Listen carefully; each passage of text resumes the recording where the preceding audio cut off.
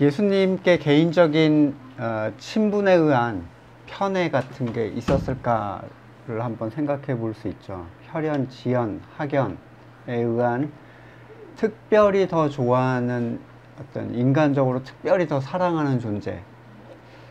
물론 인간적인 면에서 혈육은 타인보다 가깝고 또 지인이 모르는 자들보다 지인이 모르는 사람보다 더 가깝게 느껴지는 건 당연한 것인데, 하지만 예수님께 가족들이 그 예수님을 데리러 왔을 때 예수님의 반응을 보면 누가 내 형제요 자매요 어머니냐 하시면서 하나님의 뜻대로 행하는 자들을 보고, 제자들을 보고서 얘네가 내 형제 자매 어머니다 이렇게 얘기를 하셨어요. 그래서 혈육, 특별한 관계라는 것은 예수님께 존재하지 않는 것처럼 마치 보여졌다는 거예요. 그럼에도 불구하고 요한은 오늘 본문에서 나사로와 마리아, 마르다 이 세 남매를 그 사랑하는 자들이라고 묘사를 한 게 좀 특별해 보입니다. 한 배에서 난 세 남매가 모두 성경에 특별한 사건에 언급되는 경우가 흔치 않은데, 지금 이 세 명은 마르다와 마리아가 부엌에 들어간 사건 나오죠. 여기 나사로 사건 나오죠. 뒤에 향유를 붓는 사건 세 번이나 언급이 될 정도로 굉장히 중요도가 높은 인물들로 이렇게 묘사가 돼요. 본문 3절에서 사랑하는 이라는 그 사랑이라는 것은 필레오를 씁니다. 몇 번 앞에서도 제가 설명을 했어요. 필레오라는 것은 지금 이 메시지, 당신의 사랑하는 자가 어떻다고 하죠?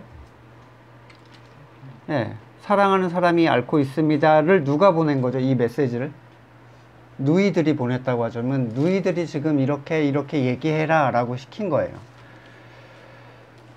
아마도 필레오는 이제 우정, 인간적인 관계에 의하여 형성된 사랑을 얘기하는데, 이 자매는 예수님과 자기의 오라비인 나사로가 인간적인 친분을 두텁게 하고 형성하고 있었다라고 생각을 했던 것 같고, 그것이 예수님을 빨리 호출하는 데 크게 도움이 될 거라고 생각을 한 것 같아요. 그렇죠?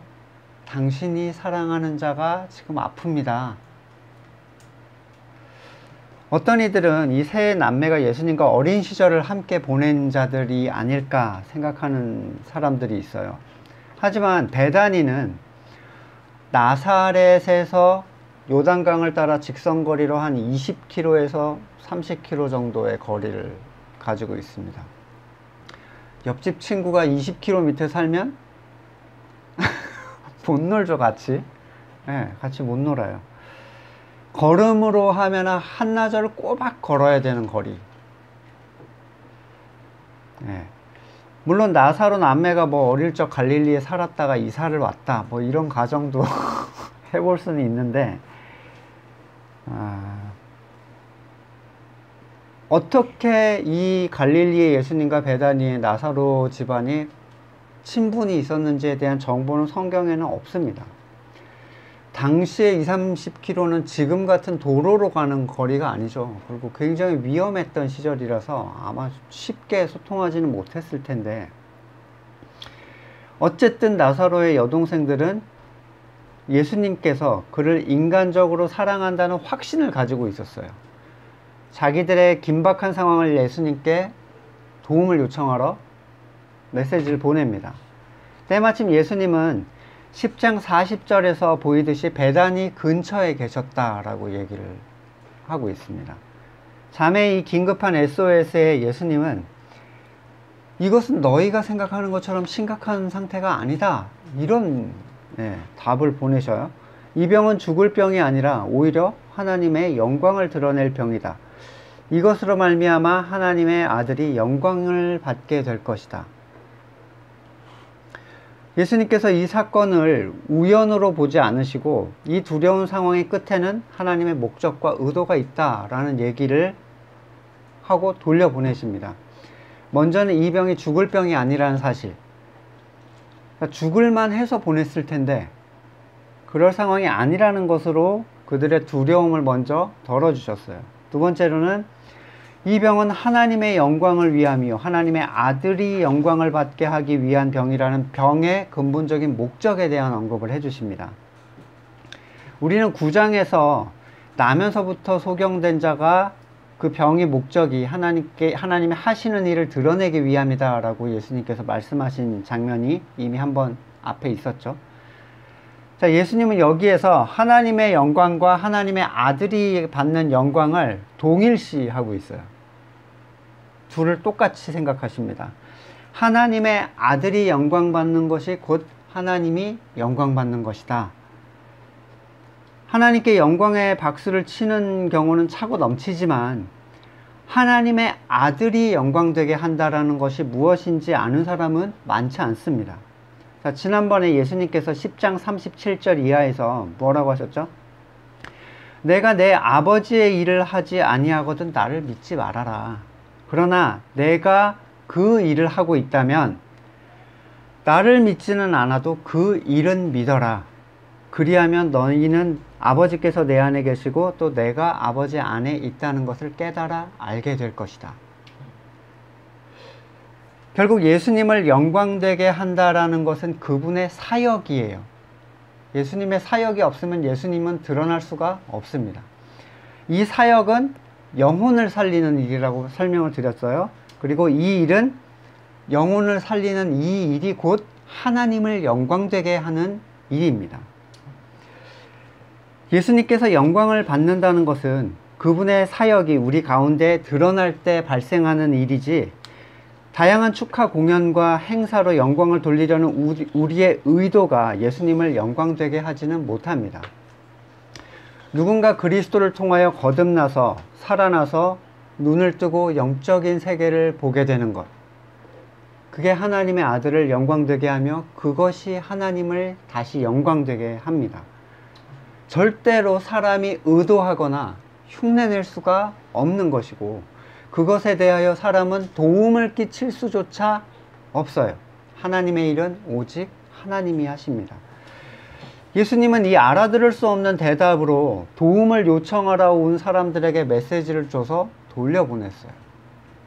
요한은 5절에서 예수님께서 본래 마르다와 동생 마리아와 나사로를 사랑하셨다라고 표현을 하고 있습니다.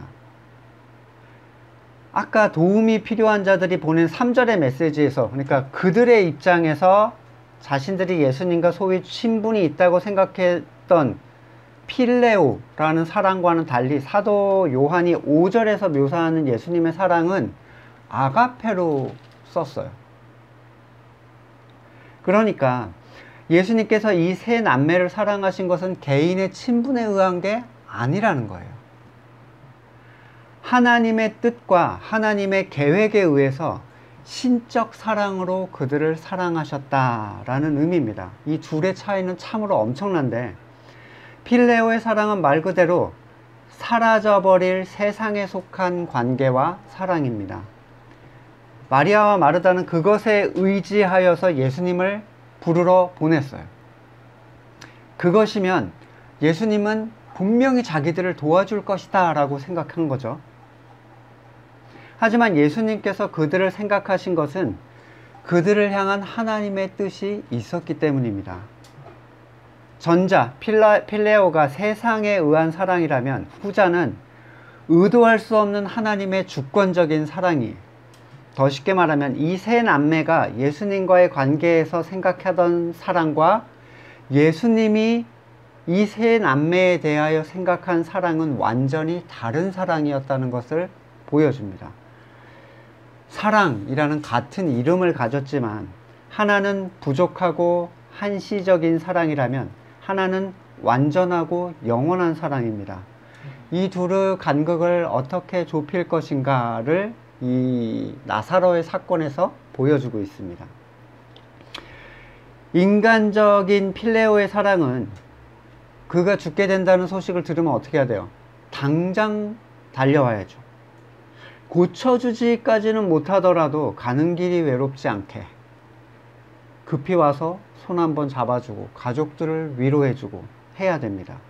그래서 그들의 마음과 기대를 상하지 않도록 해줘야 돼요. 하지만 예수님은 전혀 그렇게 하지 않으세요. 필레오는 사람의 것이지 하나님의 아들의 것이 아니기 때문입니다. 예수님께서는 나사로의 병 소식을 듣고 뭐라고 하시죠? 이틀을 더 그곳에 유하셨다라고 성경이 기록하고 있어요. 소식을 전하러 오는데 하루, 소식을 듣고 머무신 게 이틀, 그리고 그곳으로 가는데 하루면 나흘이 되는데 이제 뒤에 나와요. 나흘이 지난 후에 예수님이 도착을 하세요.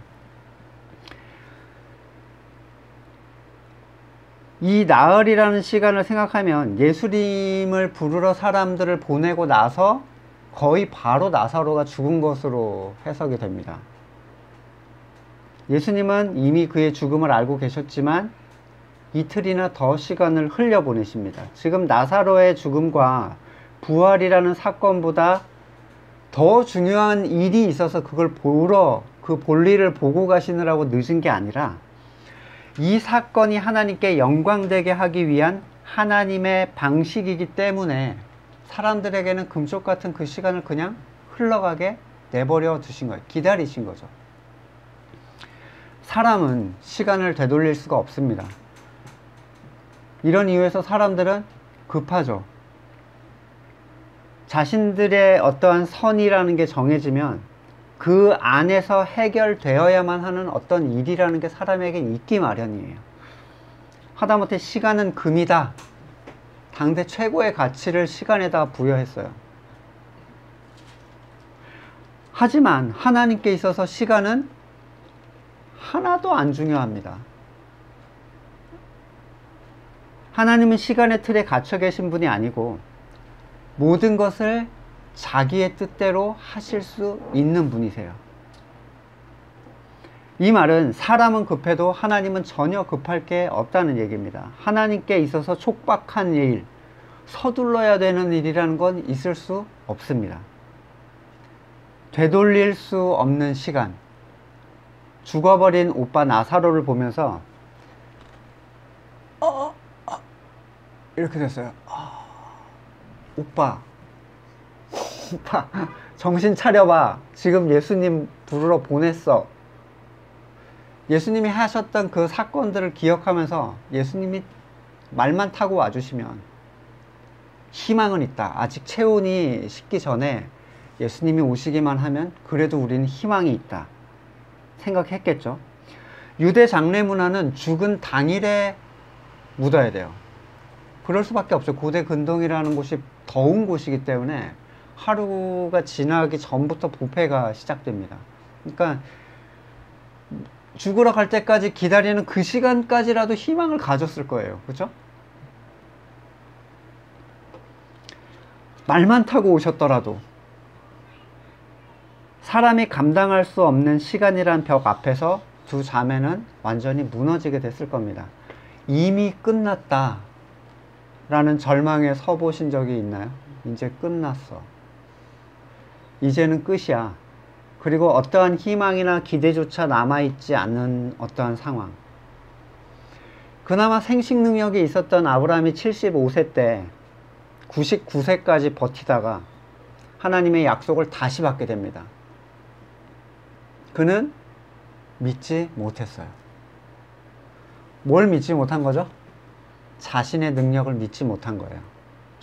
이제는 저는 안 됩니다. 하나님, 98세까지는 제가 좀 될 거라고 희망을 가졌는데 이제는 안 돼요. 자기가 뭔가 확인할 수 있는 뭐가 있었겠죠. 이전까지 그가 믿었던 하나님이라는 건 어떤 거예요? 자기의 능력을 극대화해 줄 하나님이었지 자기가 부정된 하나님이 아니었습니다.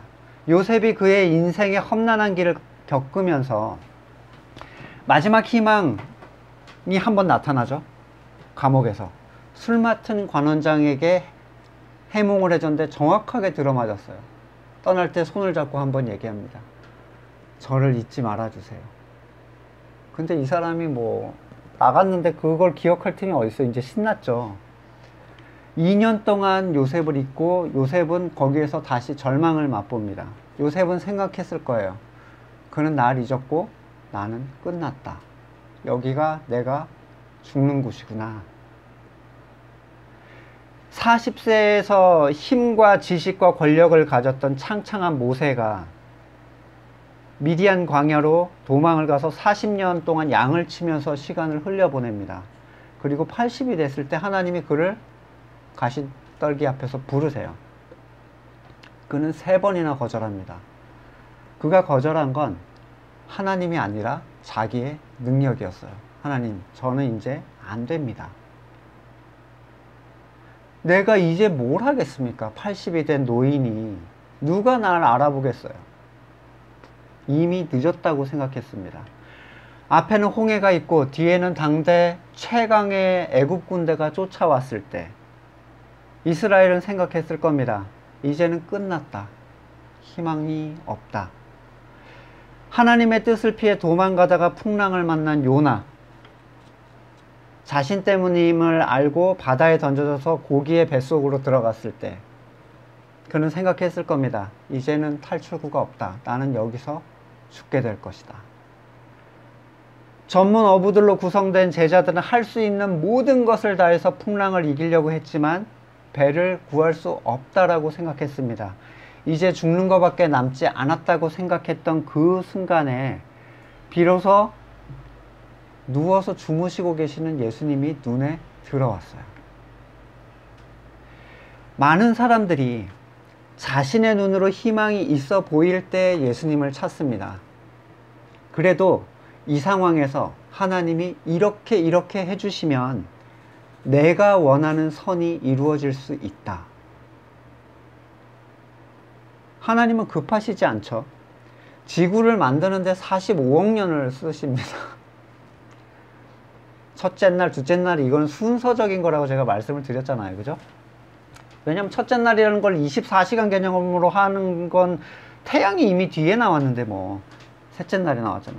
그러니까 첫째 날 이거는 그냥 순서적 개념이지 전혀 지구과학적인 문제 안 돼요. 45억 년을 쓰셨어요. 저 같으면 1시간에 만들었을 것 같아요. 왜? 시간은 소중하니까. 우주를 만드는 데는요, 추정 시간이에요. 137억 년 정도 플러스 마이너스 뭐 0. 몇 1억 년의 시간이라는 걸 여러분 어느 정도로 생각을 하세요? 하나님은 우주를 만드는데 137억 년을 쓰실 정도로 느긋하신 분입니다. 전혀 급할 게 없어요. 하루가 1000년 같고 1000년이 하루 같은 분. 광야에 훈련을 시키기 위해서 400년이나 애굽에다가 내버려 두신 분. 예수님을 보내기 위해서 인류를 4000년이나 훈련시키시는 분. 우리는 몇 살을 살 수 있습니까? 강건하면 80이다 그렇게 얘기하지 않습니까? 사람은 기본적으로 자기의 시간이 모든 거예요. 자기에게. 내가 죽은 다음에 일어나는 일은 의미가 없어. 제가 80을 산다 치면 저는 반 이상을 살았어요. 하나님, 남은 시간이 많지 않습니다. 조금 서둘러 주셔야 되겠어요. 하나님께 서두름을 요청하는 것은 하나님을 전혀 알지 못하는 존재들의 기대입니다. 하나님은 시간 밖에 계신 분이고 모든 일은 하나님의 손 안에서 일어나기 때문에 늦으시거나 놓치시는 일이라는 건 있을 수 없어요. 다만 사람 스스로 그렇게 생각할 뿐이죠. 그러면 이 시간에 대한 관점을 누구 쪽으로 돌려야 됩니까? 하나님이 우리한테 맞춰줘야 돼요? 우리가 하나님한테 맞춰야 돼요? 우리가 그분의 자녀라면 그분의 시각으로 우리도 돌려야 돼요. 급할 게 없다는 거예요. 시편 103편 14절 이하에 이는 그가 우리의 체질을 아시며 우리가 단지 먼지뿐임을 기억하심이로다. 인생은 그 날이 풀과 같으며 그 영화가 들의 꽃과 같도다. 그것은 바람이 지나가면 없어지나니 그 있던 자리도 다시 알지 못하거니와. 하나님의 일하시는 방식은 사람이 이런 존재라는 걸 깨닫게 해주는 거예요. 네가 어떤 존재인지. 그래야만 내가 추구했던 선이라는 게 영혼의 관점에서 얼마나 무의미한지를 알게 되는 거예요. 우리 애가 합격하는 거, 영혼의 관점에서, 여러분 심지어 인생의 관점에서 합격은 아무것도 아니에요. 그렇죠? 목숨 걸고 그거에 대해서 이래야 될 이유가 없어요. 삼수를 해봤기 때문에 네, 저는 삼수를 해봤기 때문에 그 합격이라는 것의 의미에 실패를 많이 해봤잖아요. 고린도후서 1장 8절에는 이런 본문이 있습니다. 형제들아, 우리가 아시아에서 당한 환난을 너희가 모르기 원하지 아니하노니. 참 어렵게 썼죠. 너네가 꼭 알았으면 좋겠다는 거예요. 힘에 겹도록 심한 고난을 당하여 살 소망까지 끊어지고, 우리는 우리 자신이 사형 선고를 받은 줄 알았으니 이는 우리로 자기를 의지하지 말고 오직 죽은 자를 다시 살리시는 하나님만 의지하게 하심이라. 그가 이같이 큰 사망에서 우리를 건지셨고 또 건지실 것이며 이후에도 건지시기를 그에게 바라노라. 3층 천이라는 곳까지 다녀왔던, 하늘의 비밀을 깨달았던 바울이 살 소망이 끊어진 다음에야 하나님을 의지하는 것을 배웠다라고 얘기를 합니다. 우리가 가졌던 작은 희망이 완전히 꺼지지 않으면 우리는 하나님을 먼지뿐인 존재로서 의지하는 것이 아니라 내가 가진 희망을, 다시 말하면 내가 추구하는 선을 이루어줄 존재로 하나님을 생각하게 된다는 거예요. 내가 얼마나 무익한 존재인지를 깨닫지 못하면, 내가 추구할 수 있는 선이라는 게 만약에 없다면 급할 게 없습니다. 그렇죠? 자, 이건 진짜 선이야. 하나님 이거 빨리 해줘야 돼요. 왜 시간이 급하거든요. 이럴 이유가 없어요. 내가 이렇게 내놓을 수 있는 게 없다면. 이 일이 언제까지 이렇게 되어야 합니다 라는 기준이 내게 없다면 급할 이유가 없습니다. 많은 사람들이 하나님을 의지하는 것에 대해서 착각을 해요. 내 선을 이루어줄 존재, 당신은 전지전능하시니 시간 내에 이 일을 꼭 내가 원합니다. 이게 여러분의 기도라면 다시 생각하셔야 됩니다. 왜 그렇습니까? 그것은 하나님을 의지하는 기도가 아니기 때문이에요. 하나님을 의지한다는 것은 나에게 선을 추구할 수 있는 추호의 가치가 없다는 걸 고백하는 겁니다. 99세에 후세를 얻을 약속을 받은 아브라함처럼, 하나님 전화 안 되는데요. 80세에 세계 최강대국을 상대로 노예들을 끌어내라는 명령을 받은 모세처럼, 그걸 제가 어떻게 합니까? 여러분의 선이 포기되기 전에 하나님을 의지하는 건 의지하는 게 아니에요. 모세는 자기의 희망을 붙잡고 율법의 자녀 이스마엘을 낳았습니다. 모세는 자기의 희망을 붙잡고 돌을 들어서 애굽인 하나를 때려 죽인 것이 전부였어요. 그것은 하나님을 의지한 게 아니었습니다. 내가 하갈과 잘 테니까 아이를 낳게, 잘 낳게, 순산하게 해달라. 내가 저 애굽인을 때려 죽일 테니까 민족을 구원해달라.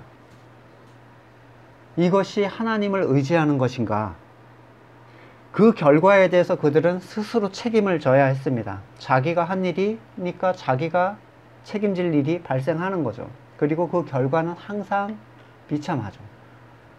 내가 가진 희망이 사라진다는 것, 내가 가진 선이 포기된다는 것은 옛사람, 내가 주인 되었던 옛 생명에게는 비극이고 절망이고 사형 선고와 다를 바가 없어요.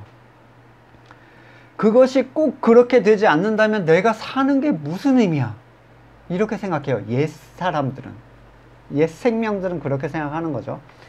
자, 사람들은 왜 자살을 합니까?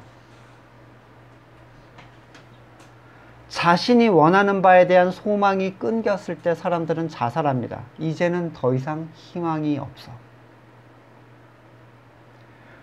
왜 우울해집니까? 내가 원하던 선이 추구되지 않을 때 사람들은 우울해집니다. 여러분, 어느 날 갑자기 우울증이 찾아오는 사람은 없어요. 아무 이유 없이. 쌓여왔던 스트레스와 압박이 우울증이라는 것을 그에게 만들어내는 거죠. 갑자기 창문 열고 뛰어내리는 사람은 없습니다. 자신의 주인됨이 인정받지 못할 때, 존중받지 못할 때 사람들은 절망에 빠지고 살 의욕을 더 이상 갖지 못합니다. 예수님의 영광을 드러내시는 하나님의 방식은 사람이 바로 이러한 절망 앞에 섰을 때 그를 하나님의 방식을 통하여 건져 올리심을 통해서예요. 착각하지 말아야 됩니다. 예를 들면 부자가 되어서 남들이 부러워하는 삶을 살고 싶은 아무개가 있다고 생각해 보세요. 근데 이 사람이 아무리 노력해도 부자가 되지 못하는 거예요. 이 사람은 열등감에 빠지고 우울해지겠죠. 자신의 삶이 조금도 나아지지 않고 나이만 계속 먹어가고 이제 내가 부자가 될 수 있는 희망이라는 건 사라져갑니다. 그가 절망에 빠졌을 때, 완전한 절망 앞에 섰을 때 하나님이 나타나서 그를 부자로 만들어준다는 것이 구원을 얘기하는 게 절대로 아니라는 걸 아셔야 돼요. 그걸 기대하는 사람이 굉장히 많아요. 이것은 결국 자기의 선의 추구를 그가 전혀 포기하지 않았다는 얘기입니다. 그걸 기대한다는 것은. 자신이 원하는 바에 대한 소망이 끊긴 것은 더 이상 그 가치를 그가 추구하지 않을 때 나타나는 현상이에요. 99세의 아브라함처럼. 더 이상 나는 후세를 그럴 생각이 없어. 이스마엘이나 잘 되게 해주세요. 하나님, 저는 끝났어요. 80세의 모세처럼. 제가 뭘 할 수 있겠습니까? 딴 사람을 찾아보세요. 모세가 하나님의 명령을 드디어 때가 왔다 라고 생각했을까요? 그는 원하지조차 않았습니다. 이미 늦었다 라고 생각했기 때문이에요. 이미 늦었다라는 그 고백의 상태, 그게 예수님이 신적 사랑, 아가페의 사랑을 가진 자들에게 보내는 예수님의 사랑의 메시지입니다. 그걸 발견하게 만들어주시는 것. 여러분이 원하는 것이 여러분의 뜻대로 됐다는 것을 간증하면 안 됩니다. 가장 비참한 간증이죠. 자신의 주인됨을 계속 가지고 있다는 것을 드러내는 미련한 간증입니다. 세상이 나를 부러워할 만하다는 세상에 속한 간증이에요. 하나님의 일이 어떻게 여러분에게 일어났는가를 간증하는 게 간증입니다. 하나님의 일은 뭐라고 했죠? 영혼의 소생. 보지 못하는 자가 보게 되며 갇힌 자가 자유롭게 되는 일. 그분의 치유의 역사가 내게 어떻게 일어났는가, 그것이 간증거리가 되지 않을 거면 그는 거듭난 사람이 아니라는 겁니다. 예수님께서 의지적으로 흘려보내신 이틀, 그것은 나사로의 두 자매에게는 죽음처럼 어두운 시간이었을 거예요. 왜냐하면 그들은 자기 나름의 방식으로 예수님께 희망을 두고 있었기 때문입니다. 자신들의 필레오의 사랑을 예수님이 결코 간과하지 않으실 것이다. 분명히 달려오시겠지.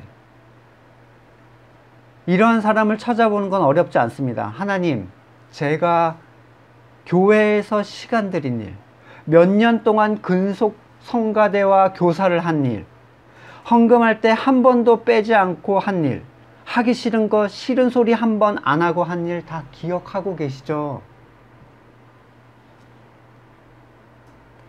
이제 저한테 갚으실 기회를 드리겠습니다. 이번 일은 이렇게 저렇게 되게 해주세요. 그들은 자신들이 만들어 놓은 일들을 자신들이 처리하는 것으로 하나님이 자신을 사랑할 거라고 생각을 합니다. 하지만 하나님이 누군가를 사랑하신다면 그것은 하나님께서 그를 사랑하기로 작정하셨기 때문이에요. 누가 무엇을 했기 때문에 하나님은 사랑하시는 분이 아닙니다. 예수님께서 나사로 남매를 사랑하셨다면 그들과의 친분이 있어서가 아니라 아가페적인 은혜가 그들에게 임했기 때문에 사랑하시는 겁니다. 이것을 이해하지 못하는 사람은 결국 이렇게 반응합니다. 하나님, 어떻게 저한테 이러실 수가 있어요? 이런 사람 한두 번 본 게 아니에요, 저는. 여러분도 아마 주변에서 많이 봤을 거예요. 하나님은 어떻게 이렇게 할 수가 있어? 하나님께 무엇을 잘해드려서 자신이 원하는 선을 취할 수 있다라고 생각하는 사람은 거듭난 사람이 아니에요. 은혜가 뭔지 아직 모르는 사람입니다. 해준 걸 돌려받겠다는 사람들이죠. 사람은 결코 하나님께 무엇을 해드릴 수 있는 존재가 아니기 때문입니다. 사도행전 17장 24절 이하에 우주와 그 가운데에 있는 만물을 지으신 하나님께서는 천지의 주제이시니 손으로 지은 전에 계시지 아니하고 또 무엇이 부족한 것처럼 사람의 손으로 섬김을 받으시는 것이 아니니 이는 만민에게 생명과 호흡과 만물을 친히 주시는 이심이라. 만들고 만든 걸 그들에게 주시는 분한테 뭘 주겠다는 거예요, 도대체? 자기가 가지고 온 게 뭐가 있습니까? 빈손으로 왔다 빈손으로 가는 존재잖아요. 건물의 교회에서 말하는 섬김이니 봉사니 하는 모든 것들은 사람이 만들어낸 사람의 틀일 뿐이에요. 하나님은 하나님을 통해 일하시는 분이지 사람에게 도움을 받는 분이 아닙니다. 야, 네가 날 좀 도와줘야 되겠다. 누가 만들어낸 스토리입니까, 이게? 예수님께서는 이제 때가 됐으므로 가야 되겠다. 아마 이때는 뭐라고 생각을 하면 되냐면 마리아와 마르다가 완전히 절망 속에서 예수님도 우리의 선을 이루어줄 수 없다라고 포기한 그 시점을 얘기해요. 마치 아브라함의 99세, 모세의 80세처럼. 야, 이제 때가 됐다. 죽었다가 아니라 얘네가 완전히 마탱이가 갔구나. 빛이 완전히 꺼졌어. 이제는 가야 되겠다.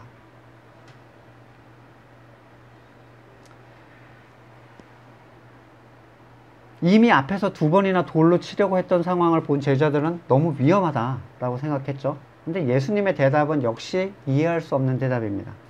빛이 있는 동안에 다니면 넘어지지 않는다. 여기서 말씀하시는 빛과 넘어짐에 대한 의미를 좀 살펴보겠습니다. 쉽게 생각하면 나랑 다니면 유대인의 공격으로부터 안전하다라고 생각할 수도 있겠지만 넘어짐이라는 것이 단순히 유대인의 공격에 대한 피해라고 생각을 한다면 예수님은 전혀 안전함과는 거리가 머신 분이었어요. 거듭난 자들에게 넘어짐이라는 건 뭐죠? 하나님의 뜻하신 바 밖으로 나가게 되는 일. 목자를 떠나서 떨어져 나가는 일. 예수님은 완전한 목자이자 세상의 빛이시죠. 예수님과 동행한다는 것은 영적인 관점에서 사람의 안전을 보장해 줍니다. 너희가 머리카락 하나도 잃지 않을 것이다. 근데 여러분, 사도들 다 어떻게 됐어요? 세례 요한을 제외하고는 다 순교당했습니다. 예수님이 안전하다라고 표현한 그 표현은 영적 관점을 얘기하는 거예요. 성도의 넘어짐은 세상의 어려움이 아니라 영적인 공격과 그의 나태함이에요. 목자의 음성을 듣고 따라갈 때 성도는 결코 빼앗기지 않는 하나님의 손 안에 거하게 됩니다. 시편 23편 4절 내가 사망의 음침한 골짜기로 다닐지라도 해를 두려워하지 않을 것은 주께서 나와 함께 하심이라. 주의 지팡이와 막대기가 나를 안위하시나이다. 하지만 주님과 동행하지 않는 자들은 지난주에 말씀드린 대로 우는 사자와 같이 삼키려고 주변을 둘러싸고 있어요. 하나라도 떨어져 나오는 자가 있으면 끌고 가는 거죠. 그리스도 없이, 더 쉽게는 말씀 없이 하는 신앙생활은 사탄의 도시락이 되는 것과 다를 바가 없습니다. 참으로 성도가 두려워해야 할 것은 본질에 대한 거예요. 세상에 대한 건 급할 것도 없고, 하나님 뭐라고 하셨어요? 사람에 대해서 너희는 절대로 내가 잊어버리지 않아. 쫄지 마. 쫄지 마. 마태복음 10장 28절 몸은 죽여도 영혼은 능히 죽이지 못하는 자들을 두려워하지 말고 죽어도 돼, 괜찮아 라고 하는 거예요. 지금 얘기는 오직 몸과 영혼을 능히 지옥에 멸하실 수 있는 이를 두려워하라. 참새 2마리가 한 아사리온에 팔리지 않느냐? 그러나 너희 아버지께서 허락하지 아니하시면 그 하나도 땅에 떨어지지 않는다. 참새 하나가 죽는 것도 하나님의 허락이 있어야 돼. 그럼 니네가 죽는다는 건 내 허락 하에 죽는 거라는 거예요. 그러면 된 거 아닌가요? 너희에게는 머리털까지 다 세신 바 되었나니 두려워하지 말라. 너희는 많은 참새보다 귀하다. 성도의 두려움에 대한 초점은 여러분 세상이 아닙니다. 이거 이렇게 되면 어떻게 되지 저렇게 되지를 빨리 털어내야 돼요. 그건 뭐가 있다는 얘기죠? 나한테 선이 있다는 거예요. 물질에 대해서, 건강에 대해서, 행복, 자녀에 대해서, 성공에 대해서 두려워하는 것은 거기에 대한 내 선이 있다는 것이고 하나님을 온전한 지혜로 신뢰하지 않는다는 분명한 증거입니다. 마태복음 6장 30절 오늘 있다가 내일 아궁이에 던져지는 들풀도 하나님께서 이렇게 입히시거든 하물며 내 자녀가 된 너희일까 보냐. 믿음이 작은 자들아. 들풀도 참새도 하나님이 먹이고 입히십니다. 하물며 하나님의 영을 주신 자들을 하나님이 돌보지 않겠는가? 그 손길을 의심하겠는가? 마치 제 아이가 내일 어린이집에 갈 옷을 아빠가 주지 않으면 어쩌지라고 걱정하면서 잡을 이루지 못하는 것과 같아요. 물론 그 옷이 마음에 안 들 수는 있습니다. 아이, 나 이거 장갑 끼고 가고 싶은데 이런 행동을 하는 애들이 나타나잖아요. 특정 옷은 죽어도 안 입겠다. 공주 옷을 입고 가겠다. 더운데 막 떼쓰는 경우가 있어요. 하지만 조금 자라면 엄마가 주는 옷을 입고 갑니다. 군소리 없이. 그게 별게 아니라는 것을 스스로 알게 되었기 때문이고 자신이 고집하여 선택한 것에 대하여 스스로 체험적으로 고통을 당해봤기 때문이에요. 자라가면서 이제 배워가는 거죠. 세상으로 시선을 돌리면 세상은 언제나 두려움이죠. 내 뜻대로 되는 건 하나도 없고 마치 우연에 의해 돌아가는 것처럼 보여져요. 너무 불안정하고 하나도 안심할 수가 없는 것 같은. 하지만 하나님의 백성은 세상을 바라보지 않고 그리스도만 따라가는 사람들입니다. 그들 안에 빛이 있다면 절대로 넘어지지 않을 것입니다. 이 빛은 말씀, 그리스도로 이해할 수 있는데 여러분이 말씀을 안에 가지고 세상을 살아간다면 결코 여러분을 하나님 밖으로 끌어내려는 사탄의 유혹으로부터 넘어가지 않게 하나님이 보호하실 겁니다. 예수님은 나사로의 죽음을 알려주시면서 그를 깨우러 가겠다. 이제 깨우러 가야 되겠어 말씀하셨어요. 재미있는 표현 하나 나타나는데 우리 친구 나사로가 됐습니다. 갑자기. 그렇죠? 이 제자들 그룹, 그러니까 예수님의 친구이자 제자들과의 친구가 된 나사로. 이것은 세상적 친분의 친구가 아니라 하나님께서 사랑하시는 자가 되었다는 거예요. 그가 이제 그를 깨우러 가자. 성도는 공동체예요. 성도는 하나로 연합이 됩니다. 신앙적 관점에서 한국 사람들 특유의 민족 나누기는 아주 미련한 행동이에요. 한국 성도, 일본 성도, 중국 성도. 이것은 성도가 무엇인지 모르는 사람들이 나누는 기준인데 저는 그렇게 나눠본 적이 없습니다 라고 하지만 예배를 국가적 명절에 따라 나누는 것에 대해서 저는 동의할 수가 없어요. 이번에 광복 100주년이라고 엄청 크게 했었죠. 광복 기념예배, 6.25 기념예배, 그게 티벳에 있는 성도들과 무슨 상관이 있죠? 네팔에는 우리나라 명절 같은 두르가라는 축제가 있습니다. 두르가. 들어보신 적 있어요? 두르가 기념예배를 하면 여러분은 어떨 것 같아요? 마음이. 뭐야? 그러겠죠? 그게 우리랑 무슨 상관이 있어요? 명절 예배, 몇 주년 기념 예배, 아무튼 한국 사람들은 특별한 이름을 달아서 뭔가 카운팅을 올리고 막 이런 걸 좋아하는데, 성도는 참으로 드려지는 모든 예배에 동일한 마음으로 참여할 수 있는 하나님의 지체예요. 하나란 말이에요. 한국 사람이 드릴 수 없는 일본의 예배가 의미 없듯이 반대의 경우도 똑같습니다. 모든 성도는 그리스도 안에서 우리의 친구가 됩니다. 제자들은 예수님께서 하시는 말씀을 한마디도 이해할 수가 없었죠. 잠듦과 깨움에 대해서. 예수님께서는 그들에게 이런 말씀을 하세요. 15절을 의역해보면 좀 이렇습니다. 내가 없어서 그들이 완전한 절망에 빠지게 된 그 상황이, 그들이 인간적으로 나에게 기대했던 것에 대하여 철저하게 무너졌던 그 상황이 너희에게 유익이 되므로 나는 그걸 기쁘게 생각한다. 어떤 방식이 될지 우리는 알 수 없지만 지금의 인간적인 절망, 그것은 그리스도 안에서 큰 유익입니다. 창조주의 지혜와 사랑을 믿는다면 지금의 절망이라는 것은 잠깐 지나가는 소나기에 불과하다는 겁니다. 근데 하나님 보세요. 하나님 스케일이 어떠신지. 아브라함은 25년, 모세는 40년.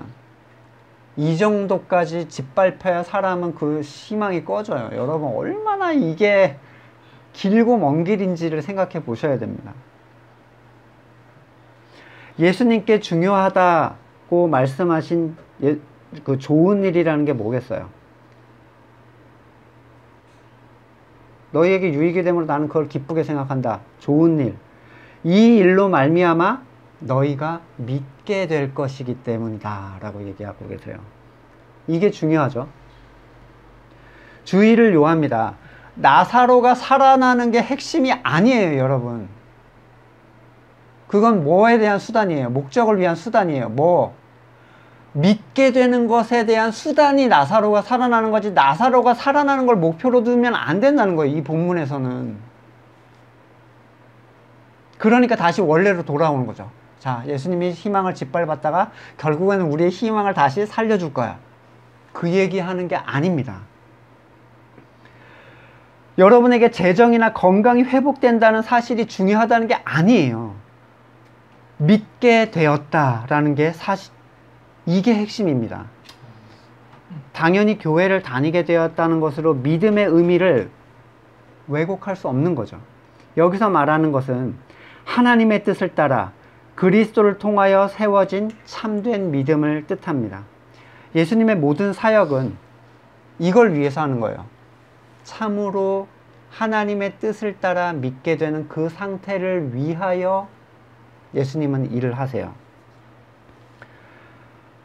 예수님은 우리의 개인적인 선을 이루어주러 오신 분이 아닙니다. 하나님의 선을 이루기 위해 오신 분이고, 성도에게 발생한 참된 믿음이 바로 하나님의 아들에게 영광을 돌리는 일이며 그 자체가 하나님께 영광을 돌리는 일이에요. 여러분, 만들어 놓은 교회에서 쓸데없는 거 추구하면서 하나님께 영광을 돌린다, 이런 거 좀 전 정말 안 했으면 좋겠어요. 바른 눈으로 여러분들도 볼 수 있어야 됩니다. 도마는 우리도 주와 함께 죽으러 가자 라고 말했습니다. 이것은 인간적인 열정이었을 뿐 사실 그는 예수님께서 하시고자 하는 일이 무엇인지, 그들에게 닥쳐올 일이 무엇인지, 그들이 조심해야 할 넘어짐이 무엇인지 아무것도 모르고 있죠. 왜냐면 서본 적이 없기 때문에 넘어지는 게 뭔지를 모르는 상태예요. 지금 거듭나지를 못했으니까. 부활하신 예수님의 몸을 확인하기 전에는 믿지 못하겠다라고 했다는 이유로 모든 성도에게 의심 많은 도마라고 지금까지도 불신앙의 대명사로 지금 너무 불쌍해요. 어떻게 보면 사도잖아요. 사도. 낙인이 찍힌 채 우리한테 거의 조리돌림을 당하고 있지만 그는 그리스도 안에서 결국 죽은 사람이 되지 않았습니까? 중요한 것은 사람의 사랑이나 열정이 아니에요. 뜨거움이 중요한 게 아닙니다. 그와 함께 죽으러 가자고 했던 도마도 결코 주님을 보낼 수 없다고 막았던 베드로도 그들의 열정이 그리스도 안에 있게 만들어주지 못했습니다. 오히려 우리에게 중요한 것은 그리스도 안에서 발견된 우리의 연약함입니다. 우리의 열정이 그분 안에 있게 만들어주는 게 아니라 우리의 나약함이 그분 안에 있게 만들어준다는 겁니다. 고린도후서 12장 9절 이하에 나에게 이르시기를 내 은혜가 너에게 족하다. 이는 내 능력이 약하여진 데서 온전하여짐이라 하신지라. 그러므로 도리어 크게 기뻐함으로 나의 여러 약한 것들에 대하여 자랑하리니 이는 그리스도의 능력이 내게 머물게 하려 함이라. 그러므로 내가 그리스도를 위하여 약한 것들과 능욕과 궁핍과 박해와 공고를 기뻐하노니 이는 내가 약한 그때 강함이라. 99세 아브라함처럼, 80세 모세처럼, 2년의 시간을 감옥에서 흘려보낸 요셉처럼. 성도의 약함에 대한 자각은 하나님의 은혜입니다. 아무리 너 약해 해봤자 안 되는 사람이 있어요. 죽어도 안 되는 사람이 있습니다. 이 약함에 대한 자각, 그것이 그리스도를 향하게 만들어주고, 그리스도를 향한 성도는 세상 그 어떤 것도 하나님의 사랑에서 끊어지지 않기 때문이에요. 우리는 우리에게 남아있는 선의 찌꺼기들을 제거해야 됩니다. 그게 자기 부인이에요. 날마다 자기를 부인하고 자기 십자가를 지고 나를 따르지 않으면 누구도 내 제자가 될 수 없다. 예수님께서 오셔서 내 뜻대로 해결해 주기를 소망하는 그 모든 잔재를 털어내야 됩니다. 내게 어떠한 선에 대한 지혜가 없음을 고백하고 피조물로서 자기의 자리를 바르게 인식할 때 그것은 더 이상 절망이 아니라 창조물 본래의 자리임을 깨달아 알게 될 것이고, 사람이 가장 사람다울 수 있는 가장 평안한 자리임을 알게 될 겁니다. 자기가 감당할 수 없는 것을 추구하며 기대할 때 사람은 두려워질 수밖에 없어요. 우리는 예수님께 무엇을 기대하고 있습니까? 그 기대는 완전한 사람됨에 대한 기대입니까? 만일 그 기대가 예수님이 마련해 주신 완전한 절망 속에서, 이 절망이라는 건 그 존재한테는 절망이 아닌 거예요, 사실. 아, 이게 원래 나됨이지 라고 깨달아 아는 것일 뿐인데, 옛사람의 시각에서는 이건 절망이고 죽음같이 보이겠죠. 그것 때문에 나 예수님 안 믿어 이렇게 하는 사람이 많아요. 저도 옛날에 그랬지만. 완전한 절망 속의 기대라면 여러분 이제는 두려워해야 될 이유가 없습니다. 어떻게 하시는지만 보면 되는 거예요. 사람의 두려움은 자신이 만들어 놓은 불완전한 선에 대한 시련의 불확실성에서 기인합니다. 이게 선인데 이게 확실하지 않잖아요. 나한테 이루어질지. 그래서 우리는 항상 두려운 거거든요. 이게 없어지면 두려움도 사라지는 거예요. 배가 가라앉으면 하나님이 가라앉게 한 거니까 거기서 끝내면 돼. 우리한테는 진짜 게 남아있다.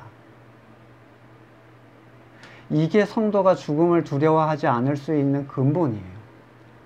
존재에 대한 바른 인식, 소망과 유업에 대한 시선, 본향에 대한 시선.